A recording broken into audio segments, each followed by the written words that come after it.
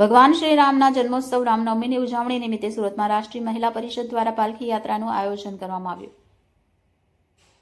આ પાલખી યાત્રા પાલનપુર પાટિયા દ્વારકાધીશ સોસાયટીથી નીકળી હતી અને શ્રી ગોરાઠ હનુમાનજી મંદિર ખાતે પૂર્ણ થઈ હતી। આ પાલખી યાત્રામાં મોટી સંખ્યામાં ભાવિક ભક્તો જોડાયા હતા। શ્રી રામ સ્તુતિ દ્વારા આ પાલખી યાત્રા પ્રારંભ થઈ હતી। કાર્યક્રમ દરમિયાન આમંત્રિત મહેમાનોનું સ્વાગત અને તેમના આશીર્વચનનું આયોજન કરવામાં આવ્યું હતું। ઉપરાંત શ્રી રામ પરિવારની વેશભૂષામાં સજ્જ નાના બાળકો અને તેમના માટે ખાસ બગીની વ્યવસ્થા કરવામાં આવી હતી। આ ઉપરાંત સૌ ભક્તો માટે મહાપ્રસાદની વ્યવસ્થા કરવામાં આવી હતી।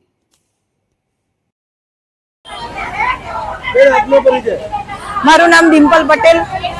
ડિમ્પલબેન કઈ સંસ્થા સાથે જોડાયેલા છો અને શું કામ કરો છો? મારી પોતાની સંસ્થા છે લોકરક્ષક ઇન ચેરિટેબલ ટ્રસ્ટ। હું વગર મા બાપના દીકરાઓના સમૂહ લગ્ન કરાવું છું અને જેની પરિસ્થિતિ ખરાબ હોય એને હું છે તે અનાજની કીટ, વિધવા સહાય અને જે છોકરાઓના મમ્મી પપ્પા નથી એની ફી ભરું છું અને જેને દવાખાનાની જરૂર હોય સખત એના માટે હું સ્થળ ઉપર ઊભી છું।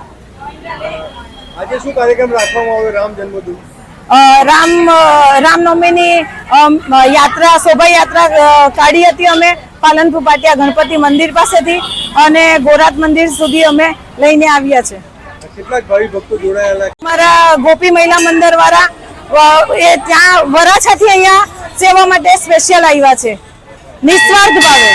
શું કહેશો આજના દિવસ પાવન દિવસે શું કહેશો?